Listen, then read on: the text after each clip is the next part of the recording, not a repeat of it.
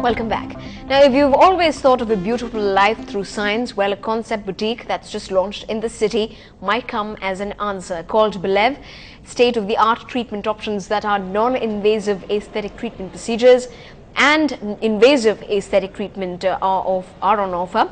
New technologies in facelift and skin lightening treatments are also included here. In short, treatments that reverse the age of your DNA.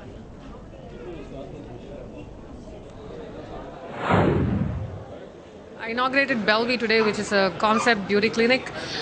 This is at Express Avenue, and they have found scientific and completely natural ways to take care of your hair, your skin, your toenails even, and to keep you young inside out and to also keep you healthy inside out. This is started by a doctor and a plastic surgeon from London. This is really hoping that it'll make all of us in Chennai healthier and prettier. Moving on to some news from Kolkata and some sports-related news. In fact, the FIFA-friendly match between Argentina and Venezuela in Kolkata is tomorrow, and it is perhaps the most appropriate match as the world's best football players kick up the action in the world's most fanatic city for football. Lionel Messi and Kolkata, it seems, are at the moment made for each other.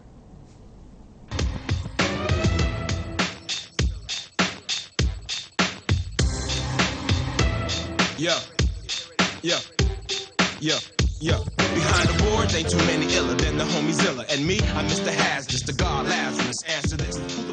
Now we're outside one of the designated areas in the central part of Kolkata, which is selling the tickets for the Argentina versus Venezuela game. This right behind me is the Mohammedan Sporting Football Ground.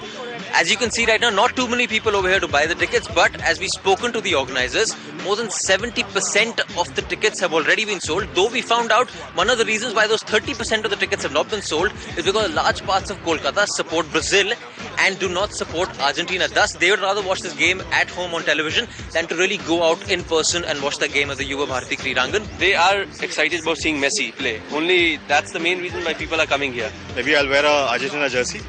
I'm not interested in football, but Messi, I like him very much.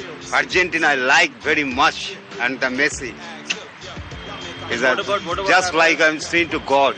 One thing that shopkeepers have been telling me over here is that all their Messi jerseys have already been sold out. This is one such shop where I found a few Messi jerseys left. So I thought, when in Rome, do as the Romans, and when in Kolkata, you buy yourself a Messi jersey. Boss, ek mere liye Messi jersey de dijiye, please. So there you have it, my Messi jersey over here. All set for my game on the 2nd of September with the name on my back, Lionel Messi.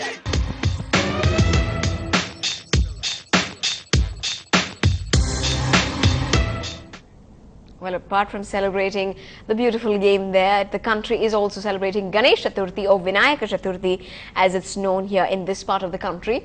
Wrapped in new clothes and jewels, families brought home their Ganpati idols and has been unveiled, in fact, after those special prayers. My colleague Ashmit Kumar, in fact, spent the day with the family celebrating this auspicious occasion. Take a look.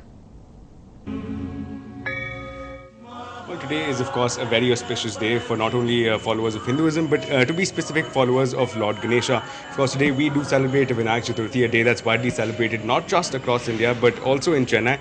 And of course, a lot of families are participating in the festivities, saying their early prayers, preparing special dishes, wearing nice colored clothes, and of course, going out on family retreats. In fact, I'm at one such family's house, and let's take a look at how they are celebrating Vinayaka Chaturthi. Let's go in.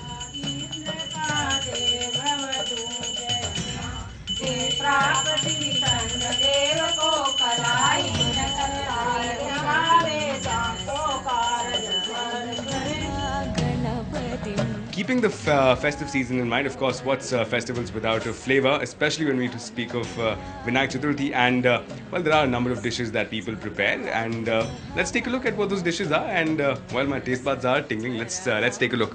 Now, let me ask you this question. I see a number of very exciting looking dishes here that you've prepared on Vinayaka Chaturthi. Having prepared it, tell us about what you've prepared, what are they called, and the taste. Tell us about that. Today we prepared this dal churma and this laddu, even this namkeen also. In this churma, it's a sweet.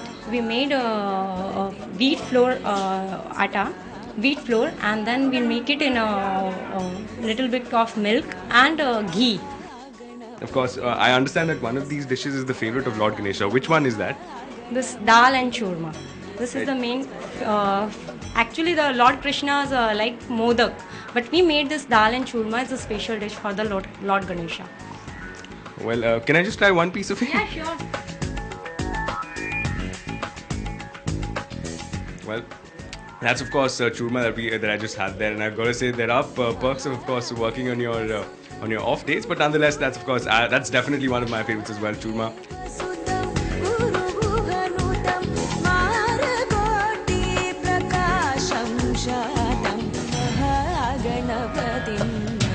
Well, here I have with me a big Indian family getting together to, of course, celebrate this very auspicious occasion. And, well, speaking of auspicious, let's in fact get it right from them as to what they do to, of course, make this day a very special one.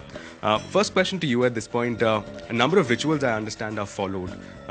Being the most elderly here, can you tell us what those rituals are and how perhaps you celebrated Vinayak Chaturthi today?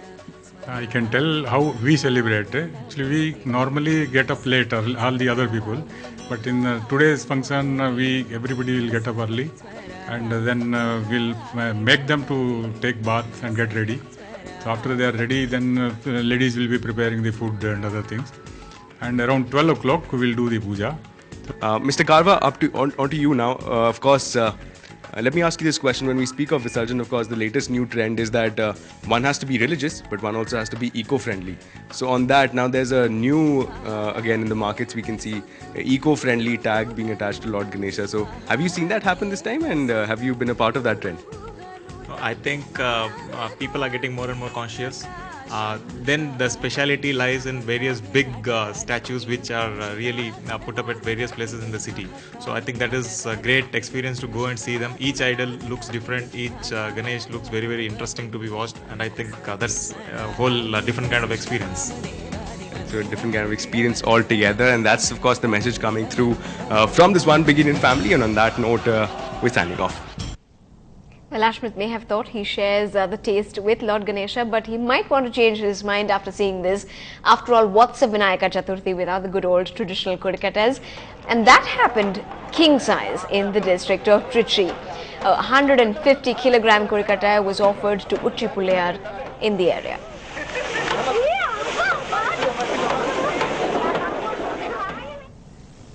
I'm sure it tasted absolutely divine as well. And if that was king size, to on to something that's elephant size, the celebrations resounded at the Mudumalai Elephant Camp in Ooty this evening. A true treat to watch, even though the incessant rains poured on.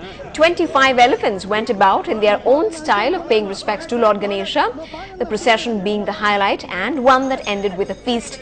No wonder that hundreds of tourists and locals thronged the particular campsite. Well, it certainly is an auspicious day for music composer Yuvan Shankar Raja as well. A day after his birthday, today he tied the knot at Tirupati. His wife is a pharma graduate called Shilpa.